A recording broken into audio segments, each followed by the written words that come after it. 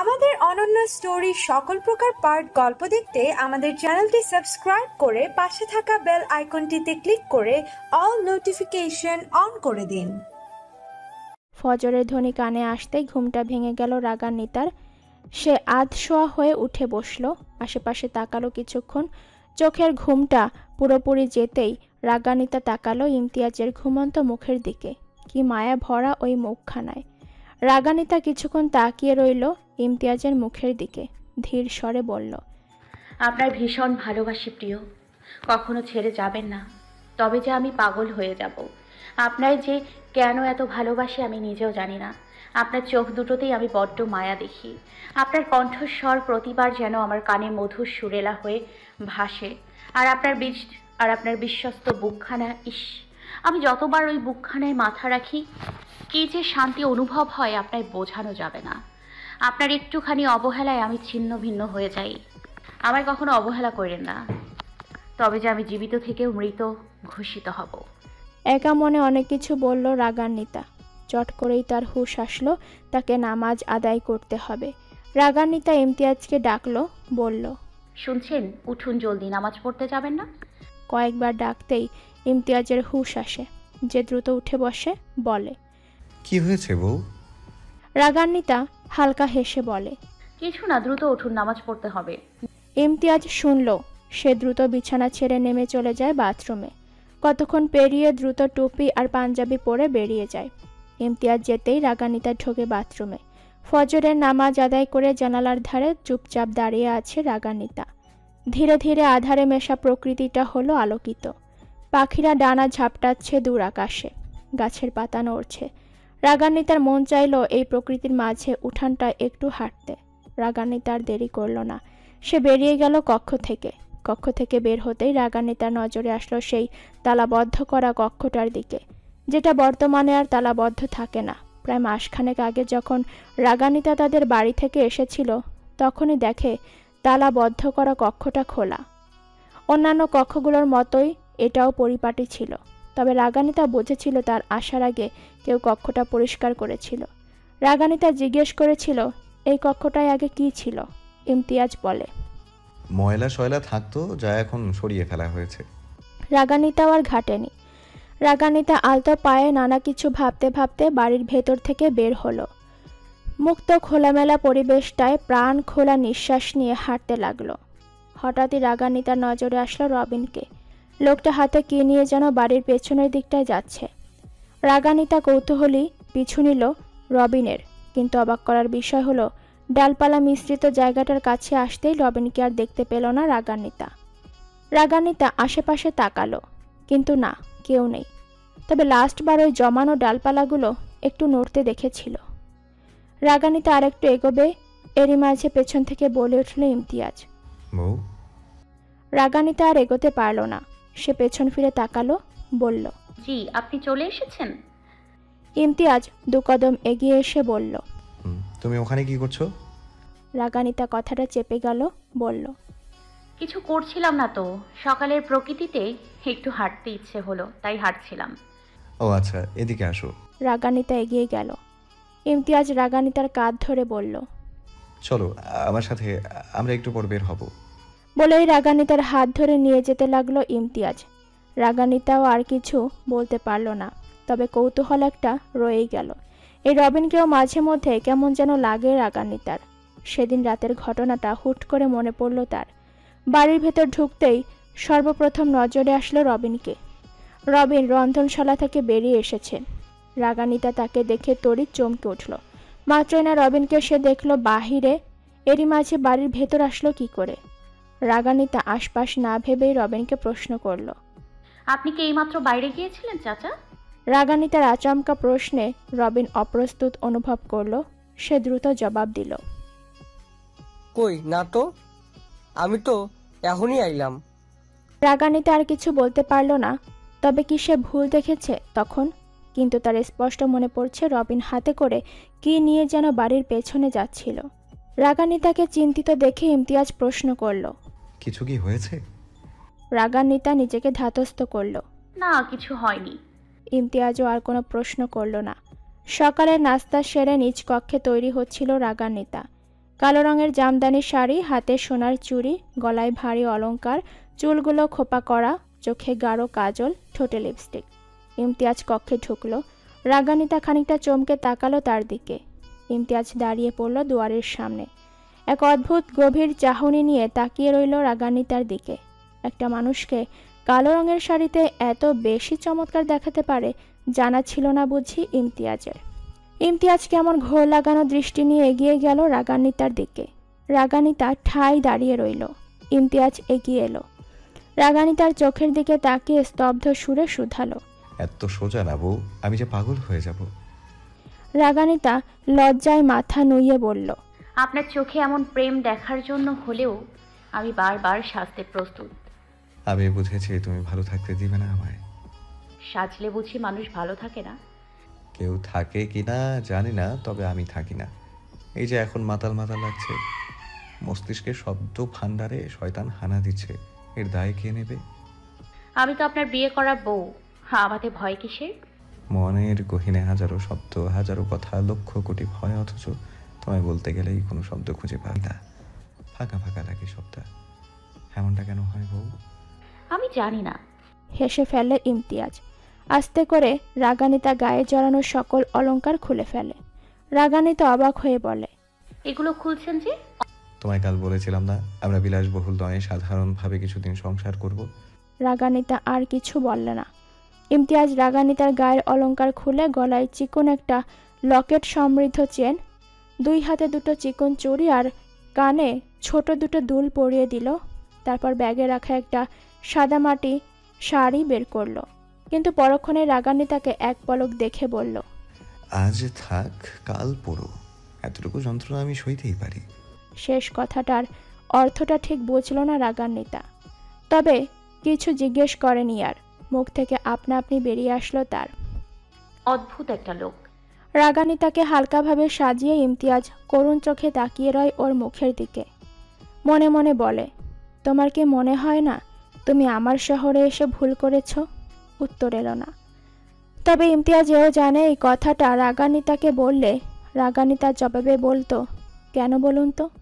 ঠিক তখনই ইমতিয়াজ রাগান্বিতাকে উত্তর দিত, তোমার শহর ভীষণ সুন্দর, নয়নে জোড়ায় আঁখি। আমার শহর বেজায় তীক্ষ্ণ, বিষণ্ণতায় মাখামাখি। সঙ্গে সঙ্গে মেয়েটা থমকে যেত, কেমন বিষণ্ণ মাখা চাহনি নিয়ে তার দিকে তাকিয়ে থাকতো।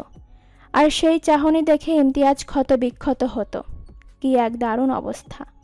ঢাকার নদীর ঘাটে দাঁড়িয়ে আছে রাগান্বিতা আর ইমতিয়াজ। রবিনকে জানানো হয়েছে তারা কিছুদিনের জন্য দূরে কোথাও যাচ্ছে। সে চাইলে তার বউ বাচ্চাকে নিয়ে ইমতিয়াজদের বাড়িতে থাকতে পারে। রবিনও মেনে নেয়। বারবার বাড়ি যাওয়া আবার ফিরে আসা বড্ড ঝামেলার লাগে রবিনের। রাগান্বিতা নদীর এপার থেকে ওপারে তাকালো। আশেপাশেও তাকালো, মানুষ খুব কম। বেলা বেশি না, সকাল 8টা বাজে। চারপাশ পুরো নিরিবিলি। রাগান্বিতা প্রশ্ন করল, আমরা কিসে চড়ে যাব? উত্তরে ইমতিয়াজ জবাব দিল, ট্রলারে। কিছুক্ষণের মাঝে একটা ট্রলার আসলো রাগান্বিতাদের সামনে। ইমতিয়াজ তাকে নিয়ে সেই ট্রলারে উঠল। রাগান্বিতা পুরো ট্রলারে চোখ বুলাতেই অবাক হলো, কারণ পুরো ট্রলারে মানুষ হিসেবে ছিল তারা 3 জন। ইমতিয়াজ, সে আর ট্রলার চালক, আর বাকি যারা ছিল তারা কেউই মানুষ না। হা হয়ে তাকিয়ে আছে রাগান্বিতা পুরো ট্রলারের দিকে, কারণ তার সামনে রয়েছে 2টো গরু, একটা বাছুর, 3টে ছোট ছোট ছাগল, 2টো মোরগ, 2টো মুরগি, সঙ্গে তাদের ছানাপোনা, 2টো বড় বড় হাঁস, তাদের একটা ছাও, সঙ্গে একটা টিয়া পাখি। গরু আর ছাগল বাদে বাকি সবগুলোই খাঁচায় বন্দি। গরু ছাগল দড়ি দিয়ে বাঁধা। ট্রলারে জায়গা নেই তেমন, অথচ মানুষ হিসেবে আছে তারা 3 জন। বাকি যারা আছে তাদের একজনও মানুষ না। রাগান্বিতার এই মুহূর্তে ঠিক কেমন প্রতিক্রিয়া দেয়া উচিত বুঝতে পারছে না। ইমতিয়াজ স্বাভাবিক, যেন এটা খুব স্বাভাবিক একটা বিষয়, নিত্যদিনের ব্যাপার। ট্রলারের কর্নারের দিকটায় চেয়ার পেতে পাশাপাশি বসে আছে ইমতিয়াজ আর রাগান্বিতা। ট্রলার চলছে তার আপন গতিতে। কোথায় যাচ্ছে রাগান্বিতা জানে না। রাগান্বিতা নদীর পানির দিকে তাকালো। ঢেউয়ারা ছুটছে তুমুল বেগে।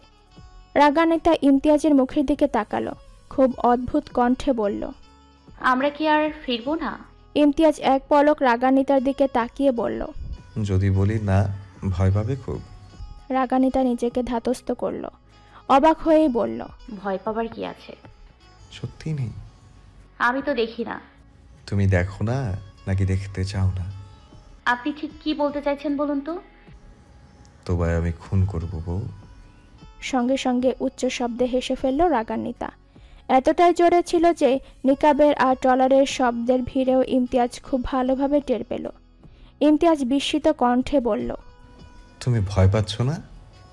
রাগান্বিতা আরও কিছুক্ষণ হাসল। মিনিট দুই যেতেই থেমে বলল, আপনার কথায় আমি কখনোই ভয় পাই না। উল্টো আপনার কথা শুনলেই আমি নতুন করে প্রেমে পড়ে যাই। ইমতিয়াজ তাজ্জব বনে গেল। কি সাংঘাতিক কথা! মেয়েটা তার খুন শব্দের মধ্যেও ভালোবাসার ছোঁয়া পায়। ইমতিয়াজ নির্বিকার ভঙ্গিতে বলল, আমায় এত বিশ্বাস কেন করো বউ? জানো না মানুষকে বেশি বিশ্বাস করতে নেই? দুনিয়ার সবাইকে অবিশ্বাস করলে জীবনটা রঙিন হবে কি করে বলুন? তুমি রঙিন জীবন চাইছো দেখে আমার নিজের জীবনটাই অন্ধকারে টইটুম্বুর। আগে ছিল মানছি, কিন্তু এখন আর থাকবে না। আমি আছি তো, রঙিন করার দায়িত্ব আমার। মৃদু হাসে ইমতিয়াজ, বলে, তুমি কি জানো দিনে দিনে আমি বড্ড ভীতু হচ্ছি? আমি মেয়ে হয়ে ভীতু হই না, আর আপনি ছেলে হয়ে ভীতু হচ্ছেন। এত ভয় কিসের আপনার? তোমায় বলবো না, বলে দিলেই আমি ধ্বংস। রাগান্বিতা এবার কি বলবে বুঝতে পারছে না।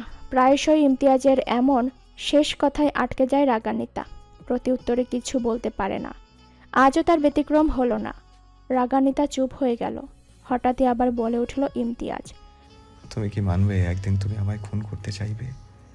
সঙ্গে সঙ্গে চোখে মুখে বিস্ময়ের ছায়া ফুটে উঠল রাগান্বিতার। যদিও রাগান্বিতার নিকাবের কারণে চোখ দুটো ছাড়া আর কিছুই দেখতে পাচ্ছে না ইমতিয়াজ, তবুও ওই চোখ দেখেই ইমতিয়াজ অনেক কিছু বুঝল। রাগান্বিতা কেমন এক দৃষ্টি নিয়ে থমথমে কণ্ঠে বলল, আমি আপনায় কেন খুন করতে চাইব? আপনায় খুন করার আগে যেন আমি ঝলসে যাই। বিনিময়ে ইমতিয়াজ আর কিছু বলল না, উল্টো দিকে মুখ ঘুরিয়ে নেয়। বুক চাপা এক দীর্ঘশ্বাস বের হয়। ইমতিয়াজ আকাশপানে তাকিয়ে বলে, শুরু যেমন হয় শেষও তেমনই ঘটে। সৃষ্টি যখন হয়েছে ধ্বংস তখন অনিবার্য। শুধু দেখার পালা ধ্বংসের পথটা কত দূর, খুব দূরে নাকি অতি নিকটে। নিজ ভাবনার মাঝে কাঁধে কারো স্পর্শ অনুভব করল ইমতিয়াজ। সে তাকালো। রাগান্বিতা তার কাঁধে মাথা দিয়েছে। ইমতিয়াজ কি ভেবে যেন বলে উঠল, আমি চাইবো বউ তোমার আবার পথটা যেন বহুকালের দীর্ঘ হয়। রাগান্বিতা নিকাবের আড়ালে মুচকি হাসল। এতক্ষণ পর মানুষটা দারুণ কিছু বলল। রাগান্বিতা ঠোঁটে হাসি রেখেই বলল, তা তো হবেই। এই রাগান্বিতা এত দ্রুত আপনার পিছু ছাড়বে না। 4 ঘন্টার পথ অতিক্রম করে ইমতিয়াজদের ট্রলার এসে থামল একটা ছোট্ট দ্বীপের মতো জায়গাতে। রাগান্বিতা পুরো জায়গাতেই চোখ বুলালো। একটা গোলাকার বৃত্তের মতো জমি, যার পুরোটাই সবুজ ঘাসে ভর্তি। সামনে দূরের দিকে একাংশে রয়েছে অসংখ্য বড় বড় গাছ, মাঝখানে ফাঁকা, আর গোলাকার বৃত্তের চারপাশে নদী। দূর দূরান্তে কিছু দেখা যাচ্ছে না। এক কথায় বিশাল নদীর মাঝে একটা ছোট্ট গোলাকার দ্বীপ। রাগান্বিতা ইমতিয়াজ ট্রলার ছেড়ে নামল। রাগান্বিতা আবারও আশপাশটা দেখল। এখানে তারা থাকবে কই তাও বুঝছে না রাগান্বিতা। ইমতিয়াজ রাগান্বিতার হাত ধরল, ট্রলার চালককে বলল, আপনি এখানে থাকুন, আমি একটু আসছি। এই বলে রাগান্বিতাকে নিয়ে চলল ইমতিয়াজ। হেঁটে আসলো একদম ওই মাথায়। অনেকখানি এগোতেই রাগান্বিতা দেখল চারপাশে গোল করে বেড়া দিয়ে রয়েছে নারকেল, সুপারি আর কলা গাছের শুকনো পাতা। বেড়ার কারণে ওপাশে কি আছে তা দেখা যাচ্ছে না। ইমতিয়াজ হেঁটে এসে মাঝ বরাবর দাঁড়ালো। তারপর হাত দিয়ে দুদিকের মাঝখান বরাবর বেড়া ফাঁক করে দিল। সঙ্গে সঙ্গে রাগান্বিতা দেখতে পেল ফকফকা মাটির উঠান। উঠানের সামনেই একটু দূরেই একটা ছোট্ট কুঁড়ে ঘর, খড়ের তৈরি ছাউনি। তার চারপাশে দেয়াল হিসেবে রয়েছে মাটি। ঘরে ঢোকার আগে উপরে খড়ের চাউনি থাকলেও চারপাশে বেড়া নেই। জমিনের মাটি থেকে একটু উঁচুতে ঘরটা। সামনে দুটো মাটির তৈরি সিঁড়িও আছে। রাগান্বিতার সামনে যত আগাচ্ছে ততই মুগ্ধ হচ্ছে।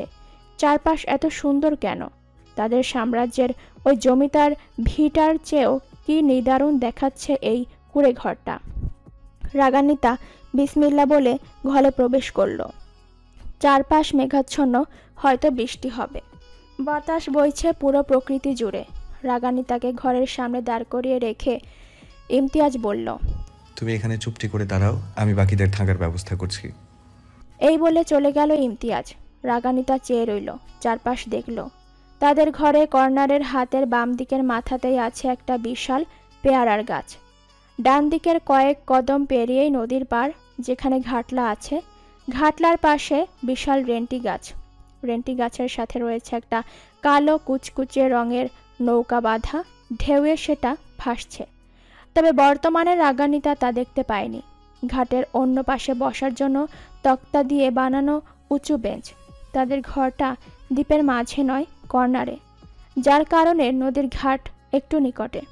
কম করে হলেও 20 পা এগোতে হবে।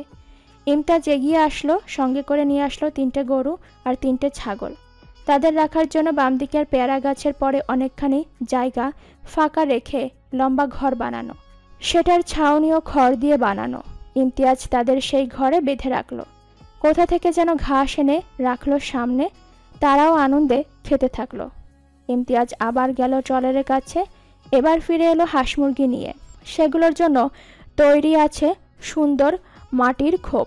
হাঁস মুরগিকে ট্রলারে বসে খাওয়ানো হয়েছিল, তাই আজ আর বার না করে সোজা খোপে ঢুকিয়ে দিয়ে সামনে থেকে মাটির দরজা আটকে দিল তক্তা দিয়ে। ঘরের সামনেই বাঁশের সাথে বেঁধে খাঁচায় ভরে ঝুলিয়ে রাখা হলো টিয়া পাখি। ইমতিয়াজ শিখিয়ে দিল, বলল, সবুজ পাখি আমার বেবিকে বলো বউ স্বাগতম। পাখিটি শুনল। মিনিট 2 যেতেই বলে উঠল, বউ স্বাগতম, বউ স্বাগতম, বউ স্বাগতম। রাগানিতা আপনা আপনি হেসে ফেলল। পুরোটা যেন স্বপ্ন লাগছে। মনে হচ্ছে চোখ খুলতেই এই দারুণ স্বপ্নটা ভেঙে যাবে। যা, এই মুহূর্তে রাগানিতা মোটেও প্রস্তুত ছিল না। রাগানিতা কতক্ষণ আগেই তার বোরকা হিজাব খুলে ফেলেছে, যার দরুন রাগানিতার শেষের হাসিটা দেখতে পেল ইমতিয়াজ। মনে মনে আওড়ালো, তোমার এই হাসি যেন কোনো হাসি নয় বউ, এ আমার বিস্মিত বুকটা ঠান্ডা করার এক অদ্ভুত মায়াজাল, যা আমায় বারবার ভেঙে গুড়িয়ে আবার শক্তপোক্ত করে।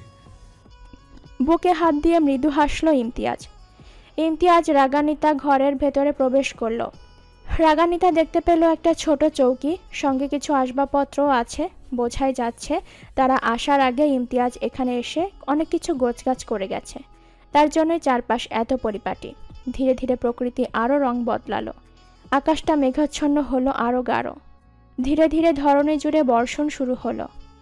এই যে অন্যরকম বর্ষণ, বোধহয় প্রেম বর্ষণ। ধরণী জুড়ে হচ্ছে নির্জীব এক খেলা। দুপুর হয়েও যেন দেখাচ্ছে সন্ধ্যাবেলা। মাটি নদী মিশে হচ্ছে ঘর্ষণ। প্রকৃতি জুড়ে যেন নেমেছে এক অদ্ভুত প্রেম বর্ষণ। শিশির ভেজা একটা সকাল। বাতাসের ধ্বনিতে ধ্বনিতে ভেসে বেড়াচ্ছে একটা মিষ্টি মধুর সুরেলা কণ্ঠ। পুরো নির্জন মাখা সকালের প্রকৃতিরা সেই ধ্বনি শুনছে মন দিয়ে। বাড়তি কোনো শব্দ নেই, নেই কোনো কোলাহল। আছে শুধু এক রূপবতী রমণীর কণ্ঠে ভাষা কোরআনের সুর। রাগানিতা কোরআন শরীফ পাঠ করছে। অনেক আগেই সে আর ইমতিয়াজ উঠে একসাথে ফজরের নামাজ পড়ে। ইমতিয়াজ নামাজ আদায় করেই ঘুমিয়ে যায়, কিন্তু রাগানিতা ঘুমায়নি। সে বাড়ি থেকে আসার সময় সঙ্গে করে কোরআন শরীফ নিয়ে আসে। রাগানিতা প্রায়শই নামাজ আদায় করে কোরআন পাঠ করে, আজও করছে। চারপাশ চুপচাপ আর নিরিবিলি। মাঝে 2-1 খোপের ভেতর থাকা মোরগের ডাক শোনা গেলেও পরে আর যায়নি তেমন। রাগানিতা জানালার ধারে মুখ করে চৌকির ওপর বসে কোরআন পাঠ করছে। বাহিরেই খাঁচায় বন্দি করা তাদের সঙ্গে থাকা টিয়া পাখিটি চোখ বুজে ঝিমাচ্ছে। ধীরে ধীরে সময় গড়ালো। রাগানিতা তার কোরআন পাঠ শেষ করে মনে মনে কিছু দোয়া দুরুদ পাঠ করে ইমতিয়াজের কপালে ফু দিয়ে দিল। ইমতিয়াজ ঘুমে মগ্ন থাকায় তেমন টের পায়নি আর। রাগানিতা কোরআন শরীফ বন্ধ করে চুমু কাটল 2 বার। তারপর এগিয়ে যায় সামনেই উঁচু তাকের কাছে, সেখানে কোরআন শরীফ রেখে আবার এগিয়ে আসে ইমতিয়াজের দিকে। সকালের নাস্তা বানাতে হবে, কিন্তু তার আগে ঘর ঝাড়ু দিতে হবে। রাগানিতা ঘর ঝাড়ু দিয়ে ঝাড়ু হাতে বের হলো বাহিরে। সঙ্গে সঙ্গে শীতল ভেজা সকালের বাতাসেরা তাকে ছুঁয়ে দিল। রাগান্বিতা চোখ বন্ধ করে ফেলল। সকালের এই মুহূর্তটা তার দারুণ লাগলো।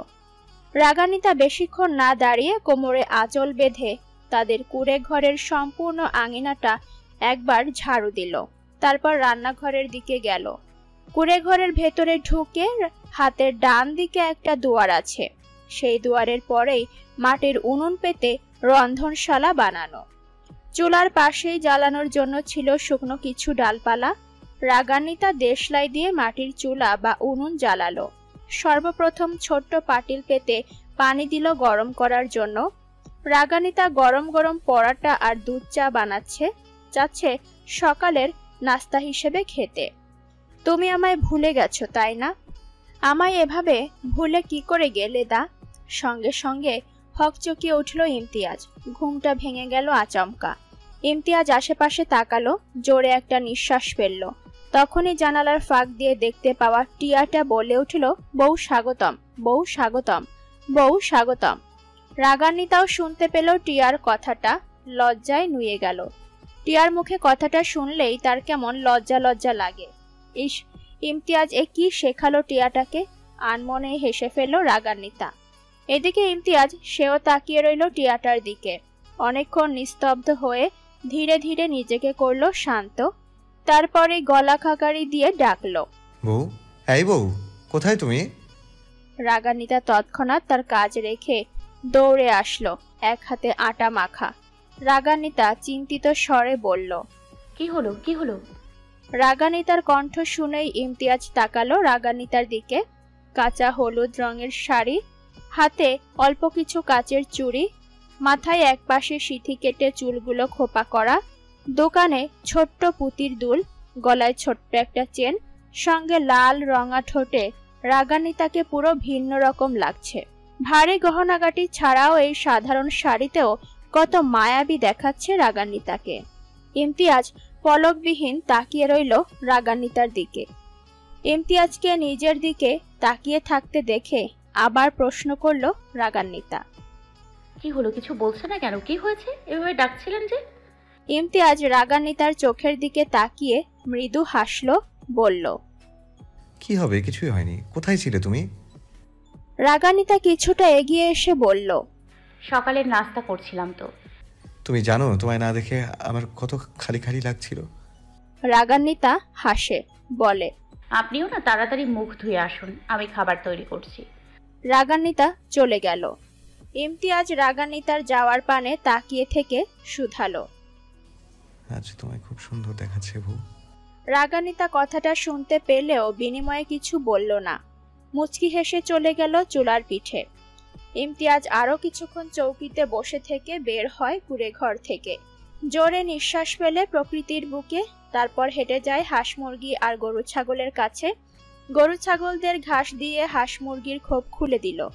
সঙ্গে সঙ্গে হাঁস মুরগি বেরিয়ে এসে তাদের ছোট ছোট পা নিয়ে চলতে শুরু করলো। হাঁস দুটো আর তাদের একটা বাচ্চা দৌড়ে ছুটে গেল পানির কাছে। মুরগির জন্য চাল এনে খেতে দিল ইমতিয়াজ, সঙ্গে বলল, তোদের এখানে এনেছি কেন জানিস? যাতে মনে হয় এই ছোট্ট দ্বীপে আমি রাগান্বিতা শুধু নই, তোদের মতো আরো কিছু প্রাণী আছে যারা গুনগুন করে আমাদের এই ছোট্ট সংসারে ঘোরাফেরা করবে। সঙ্গে মনে হবে এই প্রকৃতির সবটা নির্জীব নয়, সতেজও আছে। রাগান্বিতার হাঁক শোনা গেল। সে একটু উচ্চস্বরেই বলল, আপনার কি হয়েছে? আমার কিন্তু রান্না প্রায় শেষ। ইমতিয়াজ উঠে দাঁড়ালো। রাগান্বিতাকে বলল, এই তো হয়ে গেছে, আমি ঘাটপাড় থেকে এক্ষুনি মুখ ধুয়ে আসছি। রাগান্বিতা শুনল, বলল, আচ্ছা জলদি আসবেন। ইমতিয়াজ হাত মুখ ধুয়ে ঘরে পা রাখতেই রাগান্বিতা হাসি মুখে তার দিকে গামছা এগিয়ে দিল। ইমতিয়াজও নিল, বলল, ধন্যবাদ বউ। রাগান্বিতা বিনিময়ে হালকা হাসে, বলে, পাটি কি ঘরের ভেতর বেছাবো নাকি বাইরে? উত্তরে নিজের মুখখানা গামছা দিয়ে মুছে বলল ইমতিয়াজ। বাহিরে। কুঁড়ে ঘরের সামনেই দুয়ারে একটু কিনার দিয়ে মাটির মেঝেতে পাটি বিছিয়ে পাশাপাশি বসে আছে রাগান্বিতা আর ইমতিয়াজ। তাদের সামনে রয়েছে 2 কাপ দুধ চা আর একটা প্লেটে কিছু গরম গরম তৈলাক্ত পরাটা। ইমতিয়াজ একটা পরাটা হাতে নিয়ে গোল করে ভাঁজ করে দুধ চায়ের সাথে ভিজিয়ে খেতে শুরু করলো।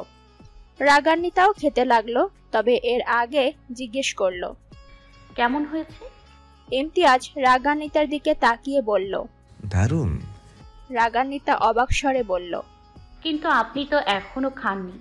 তুমি রান্না করেছো মানেই সেটা দারুণ হবে। মানুষকে কিভাবে কথার জালে ফাঁসানো যায় তার উপর পড়াশোনা করছিলেন বুঝি? হাসে ইমতিয়াজ, বলে, তুমি ফাঁসলে না তো? কে বলেছে ফাঁসিনি? আমি তো সেই কবেই ফেসে বসে আছি, আজও জানলেন না আপনি? চায়ের কাপে চুমুক দিল ইমতিয়াজ, বলল, জানি তো, তাও তোমার মুখে শুনতে ভালো লাগে। আপনি খুব সুন্দর করে কথা বলেন, আমি প্রতিবার বিভোর হয়ে যাই। তোমাকে বিভোর বানানোর জন্যই বোধহয় আমার জন্ম। আপনি কি জানেন প্রিয়, আমার প্রায় মনে হয় আমার সৃষ্টি আপনার জন্যই। আপনি ছাড়া বোধহয় আমি অসম্পূর্ণ। ইমতিয়াজ বিনিময়ে কিছু বলে না, ইচ্ছে করে চুপ করে রয়, তবে তার বলতে খুব মন চাচ্ছে। আমার তো মনে হয় আমার বিনাশের অস্ত্র বুঝি তোমার হাতে। কিন্তু ইমতিয়াজ বলল না। রাগান্বিতার ঠোঁটে থাকা হাসিটাকে এই মুহূর্তে কোনোভাবেই মিলিয়ে দিতে চায় না ইমতিয়াজ। সে একটা সিদ্ধান্ত নিল, রাগান্বিতার সাথে উল্টোপাল্টা আর কোনো কথাই সে বলবে না। ইমতিয়াজ এই কয়দিনে হাড়ে হাড়ে টের পেয়েছে রাগান্বিতাকে দুঃখ দেয়া ইমতিয়াজের কম্য নয়। সময়টা প্রকৃতি মেপে বোধ হয় সকাল 10টা। রাগান্বিতা ইমতিয়াজ নৌকায় চড়ে কোথায় যেন এসেছে। বর্তমানে নদীর মাঝে বৈঠা রেখে পানিতে ভাসছে। ইমতিয়াজের হাতে মাছ ধরা জাল। রাগান্বিতা কিছুটা অবাক স্বরেই বলল, আপনি কি মাছ ধরতে যাচ্ছেন? ইমতিয়াজ নদীর এদিক সেদিক তাকিয়ে বলল।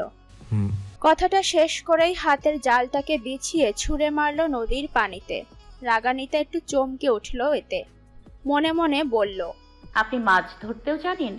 ইমতিয়াজ রাগান্বিতার দিকে তাকিয়ে আস্তে করে বলল। একটু একটু। খানিকটা কম্পন সৃষ্টি হয় রাগান্বিতার মাঝে।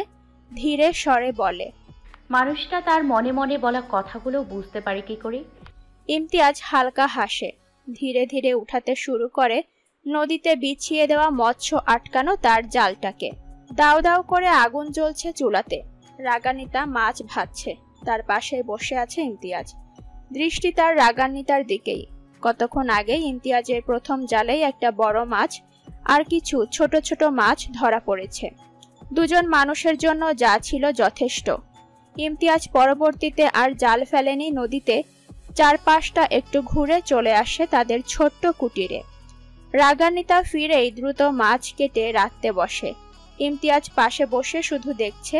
রাঁধুনি রাগান্বিতাকে, কথা বলছে না কোনো, চুপচাপ শুধু দেখেই যাচ্ছে। রাগান্বিতার রান্না শেষ হলো। ভাত, মাছ ভাজা, ডাল, সঙ্গে ইমতিয়াজের কোথা থেকে যেন নিয়ে আসা লাউ শাক রান্না করেছে রাগান্বিতা। দারুণ ঘ্রাণ বেরিয়েছে রান্না থেকে। রাগান্বিতা তার ঘেমে যাওয়া মুখটাকে মুছল। কাজ তার প্রায় শেষ, এবার শুধু ঘরটা একবার ঝাড়ু দিলেই হয়ে যাবে। রাগান্বিতা চুলার চারপাশটা গুছিয়ে পরিপাটি করলো। রান্নার আসবাবপত্রগুলো ঘরের ভেতর নিয়ে সাজিয়ে রাখলো তাকে। তারপর ঝাড়ু নিয়ে পুরো ঘর ঝাড়ু দিল। মাটির সিঁড়িতে ময়লা নিয়ে বাহিরে বের হতেই ইমতিয়াজ এগিয়ে আসলো, হাতে গরু ছাগলকে খাওয়ানোর জন্য ঘাস নিয়ে। সে ঘাস নিয়ে যেতে যেতে জিজ্ঞেস করলো, তোমার কি হয়ে গেছে বউ? রাগান্বিতা মাথা উঁচু করে কপালের ঘামটুকু পুনরায় মুছে বলল, এই তো শেষ। আপনার হলো? ইমতিয়াজ দাঁড়িয়ে বলল, আমি এগুলো রেখে আছি, আজ দুজনে একসাথে গোসল করব। রাগান্বিতা মৃদু হেসে জবাব দিল, ঠিক আছে। সময় গড়ালো। ইমতিয়াজ আর রাগান্বিতা হাতে করে গামছার কাপড় চোপড় নিয়ে হেঁটে গেল নদীর ঘাটে। দুজনের হাতে নিম পাতার ডাল। দুজনেই ডাল দিয়ে দাঁত মাজছে। রাগান্বিতা তার তিতা তিতা মুখখানা নিয়ে বলল, এগুলো দিয়ে আপনি কি করে দাঁত মাজেন? কি তিতা! তিতা কই, আমার তো লাগে না। চোখ মুখ কুঁচকে তাকালো রাগান্বিতা, যা দেখে ইমতিয়াজ হাসলো। জামা কাপড় ঘাটের পাশে উঁচু বেঞ্চিটাতে রেখে ঘাট পাড়ে নামলো দুইজন। ইমতিয়াজ আগে, এরপর রাগান্বিতা। বাঁশের তৈরি সুন্দর ঘাট। রাগান্বিতা ঘাটে বসলো, হাত দিয়ে পানি স্পর্শ করে কুলি করলো। এরপর সামনের দিকে তাকালো। দূর দূরান্তে শুধু নদীতে থাকা পানি আর পানি। কাছেই নদীর ঢেউয়ে নৌকাটা বড় গাছের পিঠে ভাসছে। ইমতিয়াজ আর রাগান্বিতা মিষ্টি আলাপে হাসাহাসি করছে আর নাইছে। পানিও ছিটাচ্ছে একে অপরের গায়ে। রাগান্বিতা বলল, আপনি একটা পাগল। ইমতিয়াজ হাসতে হাসতে জবাব দিল, জানি তো তুমি করেছো। আমার বইয়ে গেছে আপনাকে পাগল বানাতে, উল্টো আপনি পাগল বানিয়েছেন। এক ষোড়শী কন্যার মাঝে এত প্রেম আমি এর আগে দেখিনি। আমি কিন্তু বেশ সাহসী। মানুষ খুন করতে পারবে? রাগান্বিতা ফট করেই বলে দিল। আপনি বললে ঠিক পারবো। উচ্চ শব্দে হেসে দিল ইমতিয়াজ। রাগান্বিতাও হাসল। কি মিষ্টি মধুর সময় কাটলো দুজনের এই নিরিবিলি প্রকৃতিতে। পাখি ছুটছিল ধবধবে সাদা রঙের বিশাল আকাশে। জোহরের নামাজ আদায় করে দুজনেই সকালের ন্যায় খেতে বসলো কুড়ে ঘরের দুয়ারের কাছে। রাগান্বিতা হাতে হাত পাখা দিয়ে ইমতিয়াজকে বাতাস করছে। ইমতিয়াজ বারণ করেছিল বটে, কিন্তু রাগান্বিতা শোনেনি। ইমতিয়াজ তৃপ্তি পেয়ে খাচ্ছে মাছ, ডাল, ভাত আর শাক। রাগান্বিতার রান্নার হাত চমৎকার, ইমতিয়াজের অনেক পছন্দের। খাবার সেরে বিছানায় শুয়ে দুজন গল্প করলো কিছুক্ষণ। এরপর বিকেল হতেই নামাজ পড়ে হাঁটতে বের হলো দুজন। আকাশটা সুন্দর, চারপাশ শুকনো। কাল সেই বৃষ্টিটার পরে কড়া রোদ পড়ায় সব শুকিয়ে গেছে। রাগান্বিতা ইমতিয়াজের হাত ধরল, আহ্লাদি স্বরে বলল, এই জায়গাটার নামটা তো জানা হয়নি। এত জেনে কি করবে? থাকুক না কিছু অজানা। কেন থাকবে? থাকতে কি খুব ক্ষতি হবে? না, তবে বললে আমি খুশি হব। তবে বোধহয় আজ তোমায় খুশি করা হলো না আমার। খানিকটা অভিমান জমল রাগান্বিতার। সে মুখ কালো করে বলল, নামটা বললে কি হতো? তুমি যে আমায় ফেলে আসতে তখন। আসবো না আমি, আপনি হিনা এদিকে কখনো আসবো না। ইমতিয়াজ এবার ভাবল, বলল, নাম কি দেয়া যায় বলো তো? ইমতিয়াজের কথা শুনে অবাক হয়ে বলল রাগান্বিতা, কেন নাম দেবেন কেন? এই জায়গার নাম নেই? আছে তো, প্রেমনগর। এই জায়গার নাম প্রেমনগর। রাগান্বিতা হেসে ফেলে, বলে, যা খুশি জায়গার নাম কখনো এমন হয়? প্রেমনগর কেন হয় না? আচ্ছা বাদ দাও, ওদিকে চলো। বলেই এগিয়ে চলল ইমতিয়াজ আর রাগান্বিতা। কত দূর হাঁটতেই কিছু গাছপালার মধ্যে ঢুকে পড়ল রাগান্বিতা আর ইমতিয়াজ। মাঝখানের গাছ দুটোতে কাঠের সঙ্গে দড়ি বেঁধে দোলনা বানানো। রাগান্বিতা জিনিসটা দেখেই বলল, বসি। ইমতিয়াজ মৃদু হেসে বলল, বসো, তোমার জন্যই বানানো। রাগান্বিতা দৌড়ে গিয়ে বসল। ইমতিয়াজ রাগান্বিতার পেছন দাঁড়িয়ে হালকা ধাক্কা দিল। সঙ্গে সঙ্গে রাগান্বিতার সামনে পেছনে দুলতে লাগলো। অদ্ভুত এক ভালো লাগা গ্রাস করলো রাগান্বিতাকে। সে হাসলো, উচ্চ শব্দে হাসলো। সেই হাসি যেন ইমতিয়াজের হৃদয় নাড়িয়ে দেওয়ার মতো কাজ করলো। ইমতিয়াজ দেখে গেল রাগান্বিতাকে, হালকা স্বরে আওড়ালো, কি দারুণ হাসি তোমার। এই হাসিতেই আমি নিঃস্ব হয়ে যাচ্ছি বারংবার। অন্তর পুরে ছাড়খাড় হচ্ছে যে কতবার, তা যদি তুমি জানতে।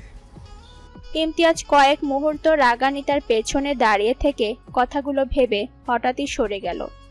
গিয়ে বসলো নদীর ধারের একটা বড় গাছের সাথে হেলান দিয়ে। তবে রাগান্বিতার কাছ দিয়েই ছিল। ইমতিয়াজের পরনে ফতুয়া আর লুঙ্গি, মাথায় গামছা পেঁচানো। ইমতিয়াজ এক পলক রাগান্বিতার দিকে তাকিয়ে কোমরের কাছে ফতুয়ার আড়ালে লুকিয়ে রাখা বাঁশিটা বের করলো। তারপর পূর্বাংশের আকাশটার পানে চেয়ে ঠোঁট ছোঁয়ালো বাঁশির ফাঁকে। দুহাতের আঙুলও ছোঁয়ালো বাঁশির শেষ প্রান্তের দিকের ফাঁকে ফাঁকে। ধীরে ধীরে সুর আনলো। প্রকৃতি জুড়িয়ে কি মুগ্ধনীয় আওয়াজ হলো চারিপাশে। নিস্তব্ধ প্রকৃতিটা হঠাৎ বুঝি সাজতে শুরু করলো। পাখিরা ছুটে এসে বসলো গাছের ডালে। তাদেরও মন কাড়লো বুঝি ইমতিয়াজের বাঁশির সুর। মনে মনে বোধহয় বলছিল, এত সুন্দর কেন? রাগান্বিতা তার দোলনা দুলানো বন্ধ করলো আচমকা। সেই ভর সন্ধ্যাবেলার প্রথম আলাপের বাঁশির সুর ঝনঝন করে যেন বেজে উঠল রাগান্বিতার কানে। রাগান্বিতা মুগ্ধ হলো। মনটা প্রবল স্রোতের মতো প্রেম দুয়ারের কাছে ছিটকে গেল। কি প্রবল ধাক্কা লাগলো হৃদয়ে। রাগান্বিতা বুকে হাত দিল। সে আবার প্রেমে পড়ল বুঝি ইমতিয়াজের। দোলনার দড়িতে কপাল ছুঁয়ে মনে মনে আওড়ালো, ছেলেটা এত মুগ্ধনীয় কেন? আমি বারবার হারিয়ে যাই। অনেকক্ষণ সময় চলল অমন। রাগান্বিতা দোলনায় বসে বাঁশির সুর শুনল আর ইমতিয়াজ গাছের পিঠে হেলান দিয়ে বাঁশি বাজাতে থাকলো। তবে তারা কিন্তু পুরোপুরি একা ছিল না। তাদের সঙ্গে ছিল গাছের ডালে বসে থাকা কিছু নাম না জানা পাখি। তারাও মগ্ন ছিল বাঁশির সুরে। রাগান্বিতা উঠে দাঁড়ালো। অনেক তো হলো দূরে বসা, এবার না হয় কাছে যাওয়া যাক। রাগান্বিতা নীরবে গিয়ে বসলো ইমতিয়াজের পাশ দিয়ে। নদীতে তখন প্রবল স্রোতের শব্দ শোনা গেল। ইমতিয়াজ চোখ বন্ধ করে বাঁশি বাজাতে থাকলো মন দিয়ে, যেন আজ পুরো মনটাই আঁকড়ে ছিল বাঁশির ভিড়ে। রাগান্বিতা গালে হাত দিয়ে এক ধ্যানে তাকিয়ে রইল ইমতিয়াজের মুখশ্রীর দিকে। কি নিষ্পাপ লাগছে ওই মুখখানা।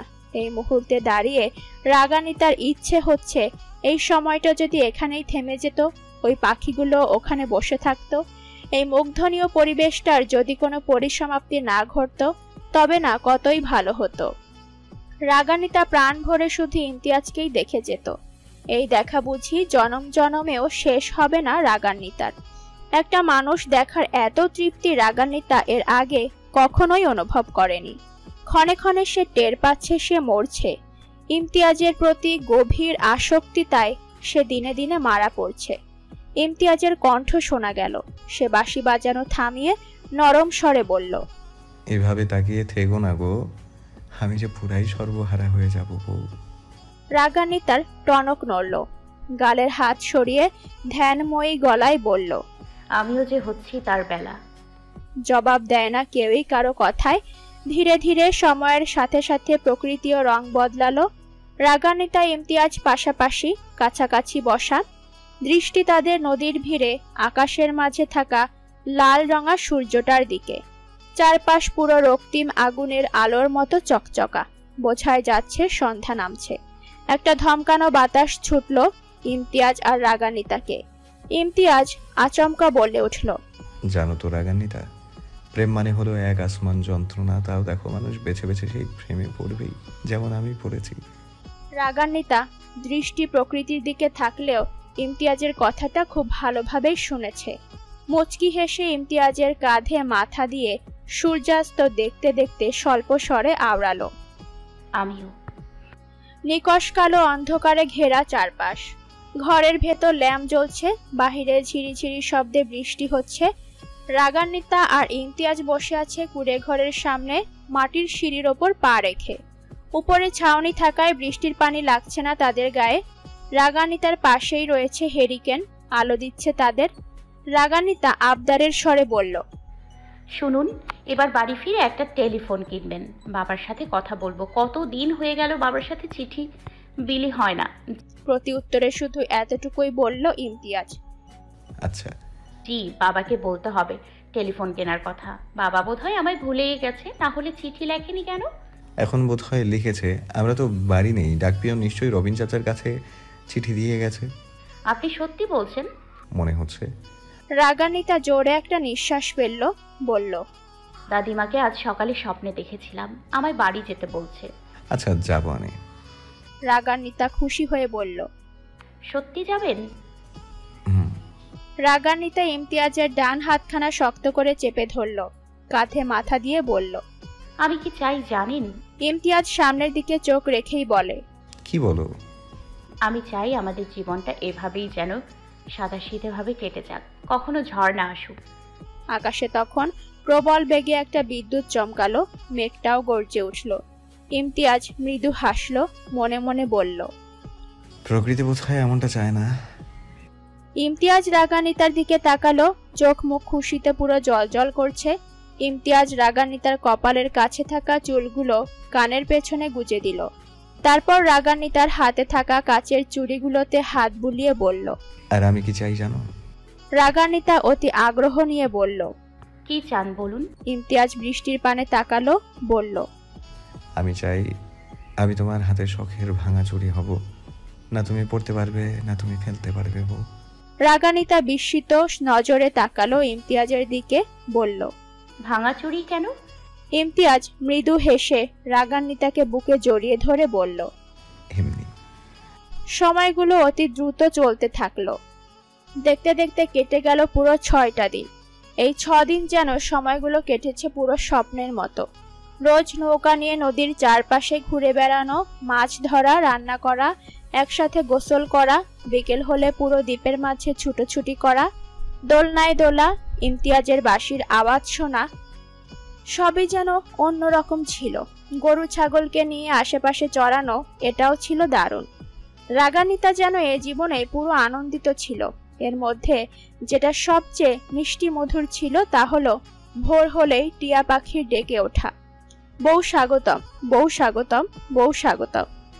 জীবন যেন ভীষণ সুন্দর। নতুন একটা সকাল, প্রকৃতি জুড়ে তখন হিমশীতল বাতাস বইছিল, মোরগ ডাকছিল, টিয়া পাখিটাও ডাকছিল। রাগানিতা প্রতি সকালের মতো আজও নামাজ সেরে কোরআন পাঠ করছিল। ইমতিয়াজ আজ আর ঘুমায়নি। সে চেয়ে চেয়ে শুধু দেখছিল রাগানিতাকে। মেয়েটা নিষ্পাপ, কিন্তু সে পাপী কথাটা ভাবলেই কলিজাটা কেঁপে ওঠে ইমতিয়াজের। ভয় এসে গ্রাস করে তাকে। কি যে যন্ত্রণার তা বলার মতো নয়। দিন যত এগোচ্ছে ইমতিয়াজের যন্ত্রণাও বুঝি একটু একটু করে বাড়ছে। সহ্য করা দিনে দিনে বুঝি দায় হয়ে দাঁড়িয়েছে। আচ্ছা, যদি এমনটা হতো যে কিছুই হতো না? ইমতিয়াজ মাথা নাড়ল। কিছু কি হয়েছে? হয়নি তো। তাহলে খামোখায় আবোল তাবোল। দিনে দিনে কেমন একটা হয়ে যাচ্ছে ইমতিয়াজ। স্বপ্ন বুনছে, আবার ভাঙছে, হতাশ হচ্ছে, আবার সামলে নিচ্ছে। রেশবপুরে নিজ কক্ষে বসে আছে রাগানিতার বাবা মোতালেব তালুকদার। কিছুদিন হলো রেজওয়ানের জন্য মেয়ে দেখছেন তিনি, কিন্তু মন মতো কোনো পাত্রই পাচ্ছেন না। এর মধ্যে ঘটে গেল আর একটা ঘটনা। দাদিমা পুকুর পাড়ে নাইতে গিয়ে হোঁচট খেয়ে পড়ে গেছিলেন পানিতে। কাছে পাশের বাড়ির মোর্শেদের মা থাকায় বেঁচে যান, কিন্তু ভয় যে একটা কঠিন পেয়েছেন তা বোঝা গেছে। সেই পড়ে যাওয়ার দিন থেকে মানুষটা বিছানায়, ঠিকভাবে উঠতেও পারে না। ডাক্তার ডাকা হয়েছিল।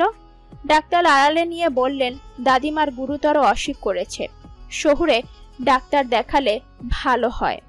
দাদিমাকে শহরে নেওয়া দুষ্কর ব্যাপার ছিল, তাই রেজওয়ানকে বলে শহুরে ডাক্তারকে গ্রামে আনার ব্যবস্থা করেন, তাও লাভ হয়নি। অবস্থা তেমন ভালো নয়। বর্তমানে দুশ্চিন্তাগ্রস্ত মোতালেব তালুকদার। মা সমতুল্য মানুষটার জন্য বড্ড মন কাঁদে তার। রাগানিতাকে দেখতে চাচ্ছেন খুব, তাই বর্তমানে টেবিলে বসে চিঠি লিখছেন রাগানিতার জন্য, যদি মেয়েটাকে একটিবার দাদিমার কাছে আনা যায়। প্রিয় কন্যা, কেমন আছো তুমি? আশা রাখি আল্লাহর রহমতে জামাইকে নিয়ে সুখে আছো। বহুদিন পর তোমার নামে চিঠি লিখতে বসেছি। কি লিখবো ভেবে পাচ্ছি না। হুটহাট এমন সব ঘটনা ঘটে যাচ্ছে যে আমি নিজে খুব হতাশাগ্রস্ত। রিজওয়ানের জন্য মেয়ে দেখছিলাম, কিন্তু এর মধ্যে ঘটে গেল দুষ্কর একটা ব্যাপার। তোমার দাদিমা নাইতে গিয়ে পড়ে গেছিলেন পানিতে। সেই থেকে অসুস্থ তোমার দাদিমা। অত্যন্ত দুঃখের সঙ্গে কথাটা বলছি তোমায়, দিনে দিনে তোমার দাদিমার অবস্থা খুবই গুরুতর হয়ে দাঁড়িয়েছে। তোমায় খুব দেখতে চাচ্ছেন। যদি পারো তবে জামাইকে নিয়ে রেশবপুরে এসে দেখে যেও। পারলে কাল পরশুর মধ্যে রওনা দিও। আর কিছু লিখতে চাচ্ছি না। ভালো থেকো, ইতি তোমার বাবা। কথাগুলো লিখে কলম চালানো থামালেন রাগানিতার বাবা। এমন সময় তার কক্ষের দুয়ারের সামনে হাজির হলো কাশেম। হালকা কাশি দিয়ে বলল, আমু সাহেব। কাশেমের কণ্ঠটা কানে আসতে দুয়ারের পানে তাকালেন মোতালেব তালুকদার। বললেন, আয়। কাশেম ভেতরে ঢুকলো, বলল, আমারে নাকি খুঁজতাছিলেন? মোতালেব তালুকদার নিরুত্তর চাহনি নিয়ে চাইলেন, যা দেখে কাশেম বলল, চিন্তা করেন না, দাদিমা ঠিক হয়ে যাইব আনে। দীর্ঘশ্বাস ছাড়লেন মোতালেব তালুকদার। হাতে লেখা চিঠিটা ভাঁজ করে খামে ভরে ঠিকানা লিখে কাশেমের হাতে দিয়ে বলল, চিঠিটা পোস্ট অফিসে দিয়ে আয়, সাবধানে যাইস। আচ্ছা সাহেব। চলে গেল কাশেম। আর মোতালেব তালুকদার আকাশ পানে চাইলেন। কিসের যেন খুব ভয় পাচ্ছেন তিনি। ইদানিং ঘুমালে খুব উল্টোপাল্টা স্বপ্ন দেখছেন। সেদিনই দেখলেন দাদিমা তাকে কিছু না বলে কোথায় যেন চলে যাচ্ছেন। কতবার ডাকলেন দাদিমাকে, কিন্তু দাদিমা ঘুরেই তাকালেন না। বড় কষ্ট লাগছে মোতালেব তালুকদারের। এই স্বপ্নের অর্থ তো ভালো নয়। চিন্তা লাগছে খুব। পরন্ত বিকেলের মিষ্টি মধুর সুন্দর সময়। রাগানিতা ইমতিয়াজ শুয়ে আছে সবুজ ঘাসের বুকে। তাদের ঘিরে ছুটছে হাঁস, মুরগি আর ছাগলের একটা বাচ্চা। ইমতিয়াজ আকাশ পানে তাকিয়ে শুধালো, কাল সকালে আমাদের নিতে ট্রলার আসবে, সবকিছু গুছিয়ে রাখো কেমন? রাগানিতার মনটা কথাটা শুনে খারাপ হয়ে গেল। মন খারাপ নিয়েই বলল, কালই চলে যাব। আর কটা দিন থাকলে হতো না? না, প্রেমনগরে বেশি দিন থাকতে নেই। মায়া পড়ে গেলে। পড়লে পড়তো, কি এমন ক্ষতি তাতে? ইমতিয়াজ গম্ভীর এক আওয়াজে বলল, একটা কথা সব সময় মাথায় রাখবে, জীবনে কোনো কিছুর প্রতিই বেশি মায়া জন্মাতে দেবে না। এ মায়া বড্ড ভয়ঙ্কর জিনিস, দুঃখ ছাড়া বেশি কিছু দেয় না। মায়াতে ভালোবাসা থাকে। যেদিন মায়া ছাড়াতে কষ্ট হবে সেদিন বুঝবে। রাগান্বিতা আর কিছু বলে না, চুপ হয়ে যায়। চোখে মুখে এক গম্ভীরতার ছোঁয়া ভেসে ওঠে। ইমতিয়াজ আবার বলে, রাগ করলে? রাগান্বিতা জবাব দেয় না। ঠিক সেই মুহূর্তেই আকাশপথে বেয়ে ছুটে গেল 7টি রঙে আবদ্ধ হওয়া রংধনু।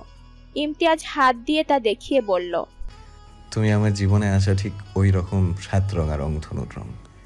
রাগান্বিতা তাকালো। চট করেই অভিমানটা গায়েব হয়ে গেল। সে হাসল, বলল, আর আপনি আমার জন্য এই 7 রঙার ভিড়ে থাকা বিশাল আকাশ। ইমতিয়াজ রাগান্বিতার থুতনিতে আলতো স্পর্শ করে বলে, হাসি ফুটলো তবে বইয়ের মুখে? আবারও হাসে। রাগান্বিতা বলে, হাসাতে জানানো মানুষটা গম্ভীর মুখে থাকতে দেয় কই? তুমি কি জানো তুমি আমার জন্য স্নিগ্ধতার সকালে ফুটে ওঠা এক পদ্ম ফুল বউ, যাকে যতই দেখি মন ভরে না। লাজুক হাসে রাগান্বিতা। কি মায়াময়ী লাগে সেই হাসি। আকাশ কেঁপে বাহিরে ঘন বর্ষণ হচ্ছে। বর্ষণের চাপে মাটিরা ভিজে চিপচিপে হচ্ছে। ঘরের ছাউনিতেও শব্দ শোনা যাচ্ছে। আকাশে বিদ্যুৎ চমকে কতক্ষণ পর বাহিরে আলো এসে পরিবেশটা দেখাচ্ছে। ইমতিয়াজ দাঁড়িয়ে আছে জানালার ধারে। রাগান্বিতা ঘুমে বিভোর। ইমতিয়াজের মাথায় কিছু চলছে। তার দিনকাল ভালো যাচ্ছে না। কেমন বিষণ্ণ বিষণ্ণ লাগে চারপাশ। জীবনে সে অনেক বড় ভুল করে বসেছে। অবশ্য ভুল বললেও ভুল হবে, সামনে কি করে ফেলবে তারও ঠিক নেই। কিছু তো করতেই হবে, নয়তো শান্তি ছাড়া এভাবে বাঁচবে কিভাবে। মাঝে মাঝে ইমতিয়াজের মনে হয় এভাবে বাঁচার চেয়ে মরে যাওয়া সুন্দর। কিন্তু ইদানিং মরতেও ইচ্ছে হয় না। সারাক্ষণ ইচ্ছে করে রাগান্বিতার সাথে সংসার করতে, তাকে নিয়ে নতুন করে বাঁচতে। আচ্ছা, এই চাওয়া কি খুব অন্যায়? নয়তো? ইমতিয়াজ জোরে নিঃশ্বাস ফেলল। চোখের কোণে পানি জমল তার। আম্মার কথা আজ বড্ড মনে পড়ছে। ইমতিয়াজ চোখ বন্ধ করে বলল, আম্মা, কতদিন হয়ে গেল তোমায় দেখি না। কতগুলো বছর পার হলো। জীবনটা কি একটু ভিন্ন রকম হতে পারতো না? তুমি যদি একটু বুদ্ধিমান হইতা, কবিরাজরে বিশ্বাস না কইরা আব্বারে বিয়া না দিতা, তবে আজ আমার গল্পটা ভিন্ন হইতো। কেন করলে এমন অবুঝের মতো ভুল? জীবন তো শেষ হয়ে যাচ্ছে। হৃদয়ে কষ্ট লাগে আম্মা। কি একখান অবস্থা। আমায় যারা ভালোবাসে তারাই খালি আমার রাইখা চল না যায় কেন আম্মা? আমি কি শুরু থেকেই খারাপ আসিলাম কও? জানো আম্মা, আমার এখন খালি বাঁচতে মন চায়। রাগান্বিতাকে নিয়ে ছোট্ট সংসার করতে ইচ্ছা করে। এটা আমারে কত ভালোবাসে জানো? তুমি কি ওই আকাশে ভবিষ্যৎ দেখো আম্মা? আমি এবার বাড়ি গিয়ে তোমার কাছে যাব। অনেকদিন হইয়া গেছে তোমারে দেখতে যাই না। আমার লগে কথা কইবা তো আম্মা? একবারও কথা কও না। আমি শুধু একলা একলা কথা কই। আম্মা, তোমার শরীরের ঘ্রাণ কত যুগ ধরে পাই না। আমার শেষবার বুকে সেই কফি নিছিলা, তোমার আমার একটুও মনে নাই, তাই না? তোমার মনে নাই জমিনের বুকে তুমি একটা পোলা থুইয়া গেছো? কত নিষ্ঠুর হইয়া আমার একা রাইখা থুইয়া গেল আম্মা। তোমার আমি বাঁচাইতেই পারলাম না। আমি কাউরেই বাঁচাইতে পারি না, খালি মারি। চোখ ভিজে আসলো ইমতিয়াজের। বুকে যন্ত্রণা উঠল আচমকা। কত কিছু একা মনে বলে ফেলল ছেলেটা। প্রকৃতির ঝড়ের সাথে সাথে বুঝি ইমতিয়াজের বুকেও ঝড় উঠেছে, প্রবল বেগের ঝড়। কেউ তার যন্ত্রণা বুঝছে না, কেউ না। কাঁধে কারো শীতল স্পর্শ অনুভব করলো ইমতিয়াজ। হকচকিয়ে উঠল তাতে। দ্রুত চোখ মুছে নিল সে। এরই মাঝে রাগান্বিতা শীতল সুরে শুধালো, ভেজা চোখ আড়াল করতে চাইলেই কি সব আড়াল করা যায় প্রিয়? আমি আপনার সব কথা শুনে নিয়েছি। ইমতিয়াজ আর পারল না নিজেকে সামলাতে। সে শক্ত করে জড়িয়ে ধরল রাগান্বিতাকে। আমার আম্মাটারে আইনা দিবা বউ? আমার না তারে খুব দেখতে মন চায়। রাগান্বিতা নিরুত্তর। এই কথার কোনো উত্তর কি এই জগতে আছে? নেই তো। রাগান্বিতা কেন পৃথিবীর কোনো মানুষই মৃত ব্যক্তিকে ফিরিয়ে আনতে পারে না? রাগান্বিতার চোখ বেয়ে পানি ছড়ল। ইমতিয়াজ যেন এই প্রথম অবুঝের মতো তার কাছে একটা আবদার করে বসলো, যে আবদার পূরণ করার সাধ্য রাগান্বিতার নেই। রাগান্বিতা ইমতিয়াজের পিঠে হাত বুলাতে বুলাতে বলল, এভাবে ভেঙে পড়বেন না, আমি তো আছি, দেখবেন সব ঠিক হয়ে গেছে। ইমতিয়াজ নীরব। তার মুখে কোনো কথা নেই। আকাশে বিদ্যুৎ চমকালো আবার। বৃষ্টি হচ্ছে প্রবল বেগে। ঘর জুড়ে অন্ধকার আর হৃদয় জুড়ে বিষণ্ণতা নিয়ে জড়িয়ে ধরে দাঁড়িয়ে আছে রাগান্বিতা আর ইমতিয়াজ। রাতটা বুঝি বড্ড বেশি যন্ত্রণার কাটল। শীতল ছোঁয়ায় পঞ্চমুখ চারপাশে ঠান্ডা বাতাস বইছে। সেই বাতাস ঘরে এসে ঠেকছে। বৃষ্টি থেমেছে ঘণ্টাখানেক হবে। রাগান্বিতা বসে আছে ইমতিয়াজের মাথার কাছে। কাল সারা রাত সে ঘুমায়নি। তার কোলে মাথা দিয়ে ইমতিয়াজ ঘুমিয়েছিল, আর রাগান্বিতা জেগে জেগে ইমতিয়াজের মাথায় বিলি কেটে দিয়েছে শুধু। মানুষটার কত যন্ত্রণা ভাবলেই কষ্ট লাগছে রাগান্বিতার। পালঙ্কের পাশে থাকা ইমতিয়াজের হাত ঘড়িটা দেখলো ভোর 5টা বাজে। নামাজ আদায়ের সময় হয়ে গেছে। রাগান্বিতা আরো কিছুক্ষণ বসে থেকে ডাকলো ইমতিয়াজকে, বলল, শুনছেন? উঠুন জলদি, নামাজ পড়বেন না? আম্মার জন্য নামাজ পড়ে দোয়া করবেন, উঠুন তাড়াতাড়ি। ইমতিয়াজ নড়ে চড়ে উঠল। মাথাটা ভার ভার ঠেকছে তার। ইমতিয়াজ রাগান্বিতার দিকে তাকালো, বলল, নামাজ পড়বে? রাগান্বিতা মাথা নাড়িয়ে বলল, জি উঠুন। ইমতিয়াজ বিনা বাক্যে উঠে বসল। রাগান্বিতা পালঙ্ক থেকে নেমে হেরিকেনটা জ্বালালো। চারপাশ এখনো তেমন পরিষ্কার হয়নি। ইমতিয়াজ রাগান্বিতার দিকে তাকিয়ে বলল, নদীর ঘাটে যাওয়ার কোনো দরকার নেই, তুমি এখানে বসো, আমি বালতি ভরে পানি নিয়ে আসছি। বৃষ্টি পড়ছে, চারপাশ কাদা হয়ে আছে, পড়ে গেলে, তাই তুমি বসো, আমি পানি নিয়ে আসি। ইমতিয়াজ পালঙ্ক থেকে নেমে রন্ধনশালায় রাখা বালতিটা হাতে নিয়ে বাহিরে বের হলো। বাহিরে তখন আবছা আলো বইছে, দেখা যাচ্ছে অনেকটা। রাগান্বিতা টিয়া পাখির পাশ দিয়ে দাঁড়িয়ে বলল, সাবধানে যাবেন। ইমতিয়াজ কথাটার জবাব না দিলেও শুনতে পেয়েছে ঠিকই। মিনিট 15 যেতেই ইমতিয়াজ বালতি ভরে পানি নিয়ে রাখলো পিড়ার ওপর। ইমতিয়াজ বালতিটা রেখে ঘরে ঢুকতে ঢুকতে বলল, আমি উজু করে এসেছি, তুমিও আসো, আমি অপেক্ষা করছি। রাগান্বিতা মাথা নাড়িয়ে মৃদু স্বরে বলল, ঠিক আছে। ঘড়িতে তখন 8টার কাঁটা ছুঁই ছুঁই। ইমতিয়াজ তাদের ব্যাগপত্র গুছাতে ব্যস্ত। আসবাবপত্রের কিছুই নিবে না এমনটা ভেবেছে ইমতিয়াজ। রাগান্বিতাও বারণ করেনি, মাঝে মাঝে এখানে আসবে এমন পরিকল্পনা তার। ট্রলারের আওয়াজ শোনা গেল। ট্রলারটা সোজা এসেছে নদীর ঘাট পাড়ে, যার দরুন এত নিকটে আওয়াজটা পাওয়া যাচ্ছে। ইমতিয়াজ রাগান্বিতাকে তাড়া দিল, বলল, দ্রুত বোরকা হিজাব পরে নাও বউ, আমি বাকিদের গুছিয়ে নিয়ে যাচ্ছি। রাগান্বিতা মাথা নুয়ে হেসে বলল, ঠিক আছে। কি গো বন্ধুরা, এই 7 দিন মজা পাইছো তো? খালি ঘোরাঘুরি, সঙ্গে খাউন আর খাউন। গরুর রশি খুলতে খুলতে কথাগুলো গরু ছাগলকে উদ্দেশ্য করে বলল ইমতিয়াজ। তারা বুঝলো কিনা বোঝা গেল না, তবে ফ্যাল ফ্যাল চোখে তাকিয়ে থেকেছে ঠিকই। এই গরু ছাগলগুলো এক লোকের কাছ থেকে ভাড়ায় এনেছিল ইমতিয়াজ। হাঁস মুরগিও তেমন, খালি টিয়াটা নিজ টাকায় কিনে আনা। এরও একটা বিশেষ কারণ আছে। ইমতিয়াজ গরু ছাগলগুলোকে সঙ্গে করে চলে গেল ট্রলারের উদ্দেশ্যে। এই 7 দিনে খেয়ে খেয়ে ভালোই মোটা হয়েছে গরু ছাগলগুলো। কি অবস্থা! প্রেমনগর ছেড়ে যেতে চাচ্ছে না গরু ছাগল। ইমতিয়াজ ঠেলে ঠেলে নিয়ে গেল ওগুলোকে। হাঁস মুরগি খাঁচায় থাকায় বেশি সমস্যা হয়নি, খুব সহজেই নিয়ে রাখলো ট্রলারে। চারপাশ গুছিয়ে ইমতিয়াজ ঘরে ঢুকতেই দেখলো রাগান্বিতা বোরকা হিজাব পরে তৈরি। সে বলল, হয়ে গেছে তোমার?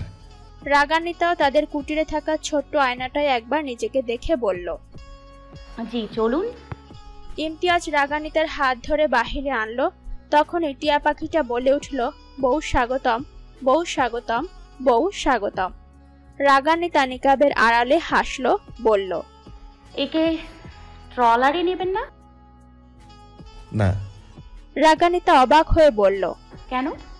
কারণ একে মুক্ত করে দিব ওই আকাশে। আমাদের সঙ্গে কেন নেবেন না? সবাইকে সঙ্গে নিতে নেই।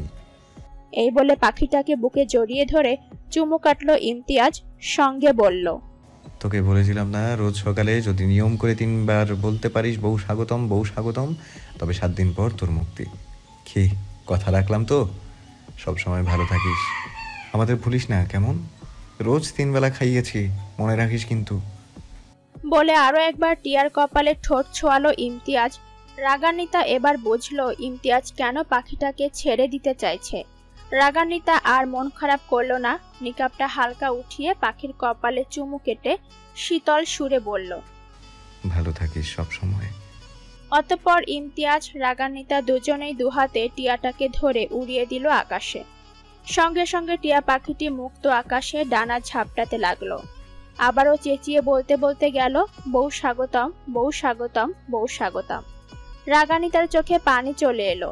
কত সুন্দর সুন্দর মুহূর্ত কাটালো তারা, স্মৃতি হয়ে থাকবে সব। অবশেষে নদীর ঘাট পাড়ে গিয়ে ট্রলারে উঠল রাগানিতা আর ইমতিয়াজ। তারা উঠতেই ট্রলার চলতে শুরু করলো। একটু একটু করে তারা চলে আসতে লাগলো প্রেমনগর ছেড়ে। রাগানিতার চোখ ভেসে আসছে। কি সাধারণ জীবনযাপন করলো এই কদিন। জীবন যে কি নিদারুণ সুন্দর ছিল গত 7 দিন। নৌকাটা নজরে আসলো। ঘাটপাড়ের বড় গাছটার সঙ্গে এখনো বাঁধা, ঢেউয়ের স্রোতে ভাসছে। মুক্ত আকাশে কিছু পাখি উঠছে, সেই দূরে দোলনাটা দেখা যাচ্ছে।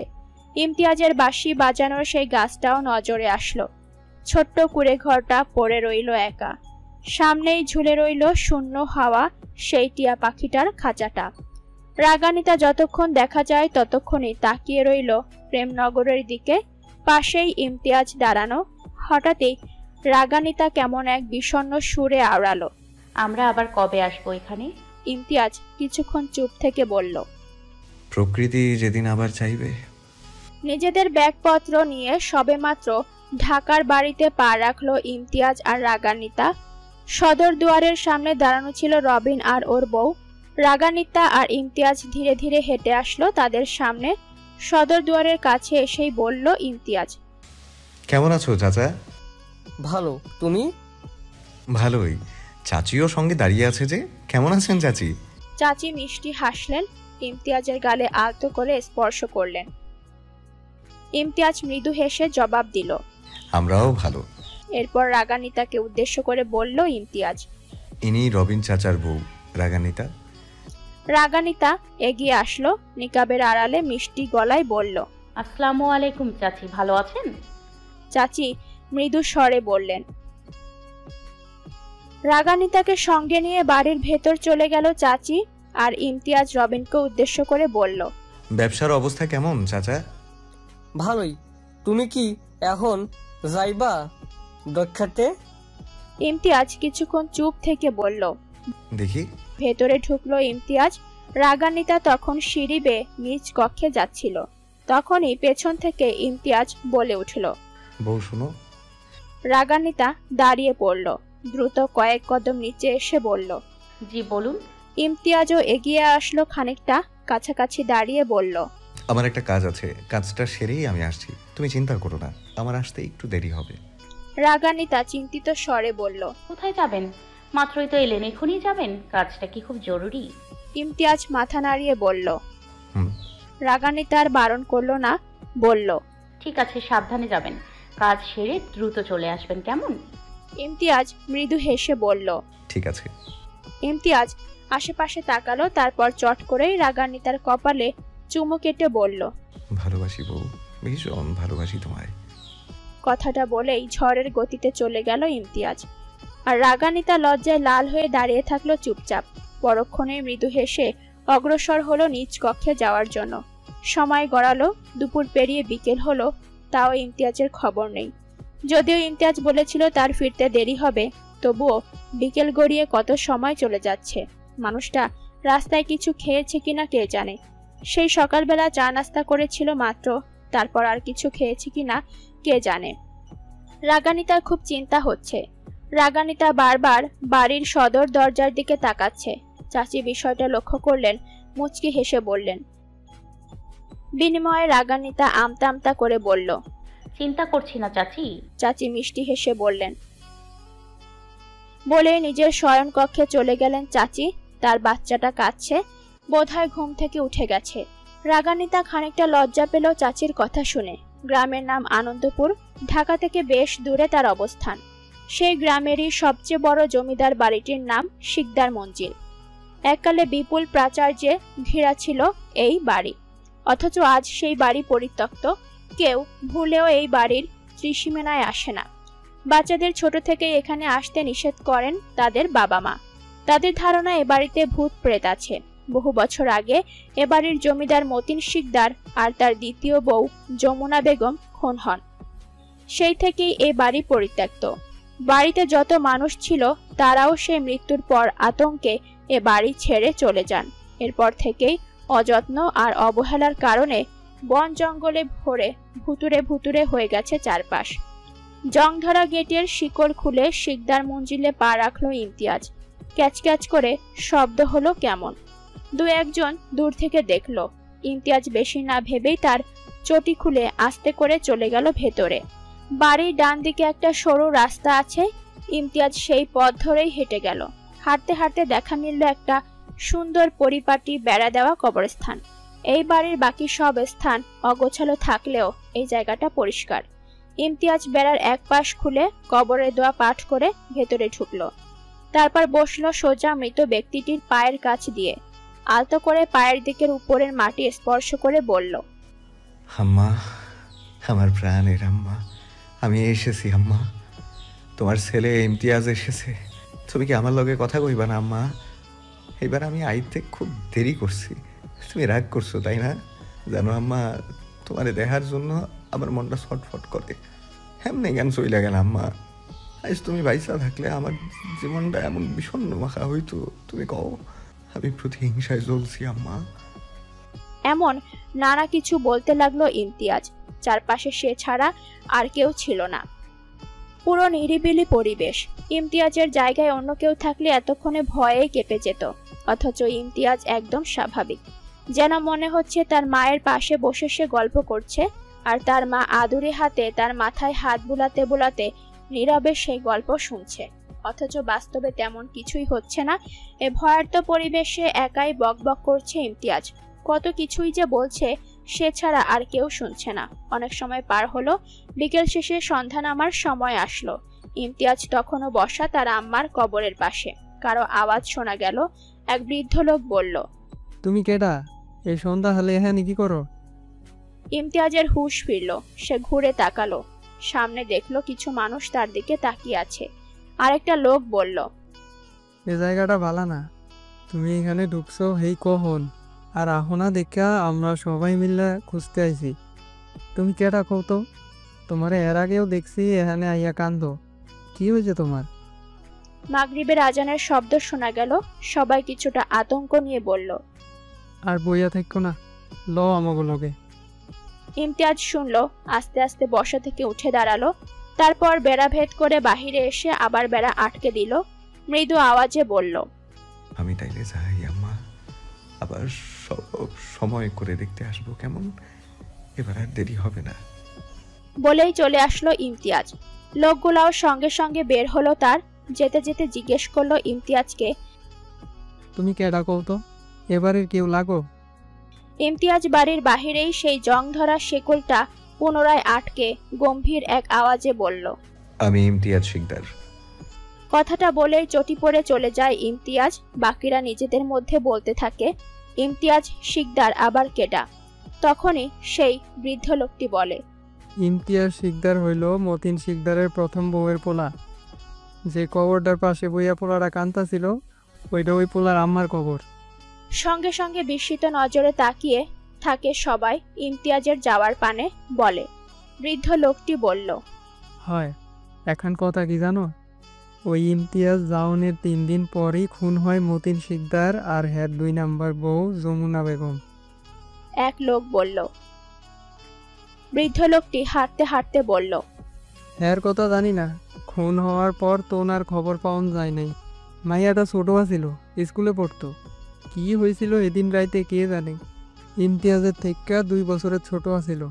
গ্রামের সকলে কইছিল যে বা যারা খুন করছিল হে মনে হয় মাইয়াটারও খুন টুন কইরা নদীর পানিতে হালাইয়া দিছে, নয়তো নিজের লগে লইয়া গেছে। জানি না মাইয়াটার কি হয়েছিল। মধ্যরাত। নিজ কক্ষে বসে আছে রাগান্বিতা। ইমতিয়াজের অপেক্ষা করছে সে। সে কখন বেরিয়েছে এখনো খবর নেই। কখন আসবে ইমতিয়াজ? দুয়ার খোলার আওয়াজ পাওয়া গেল। রাগান্বিতা তৎক্ষণাৎ দুয়ারের পানে তাকালো। দেখলো খানিকটা এলোমেলো চুল আর ক্লান্তিকর চেহারা নিয়ে হাজির হলো ইমতিয়াজ। রাগান্বিতা দ্রুত পালঙ্ক থেকে নেমে এগিয়ে গেল ইমতিয়াজের দিকে। বলল, অবশেষে আপনি এলেন। ইমতিয়াজ ভেতরে ঢুকলো। ক্লান্ত মুখখানা নিয়ে বসলো পালঙ্কে। রাগান্বিতা দ্রুত ইমতিয়াজের জন্য পানি এনে দিল। বলল, পানি খান। ইমতিয়াজ নিষ্পলক চোখে রাগান্বিতার দিকে তাকিয়ে পানিটা নিল। ঢক ঢক করে পুরো পানিটা গিলে বলল, আমরা কাল রেশবপুরে যাব বউ।